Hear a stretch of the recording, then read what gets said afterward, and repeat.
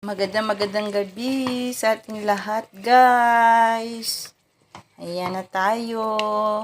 Tayo na naman ang kakain ngayon, guys, kasi tapos na yung mga kalag. Mga kalag na buhay na naman ang kakain. Ayan, iniinit ko na, guys, ang ating pagkain sa kalag na buhay. Kasi tapos na yung mga kalag na nawawala. Yung kalag na nabubuhay ay nagugutom na, guys. Kakain na naman. Kaya, ayan. Guys, pagkain na naman sa kalag na buhay.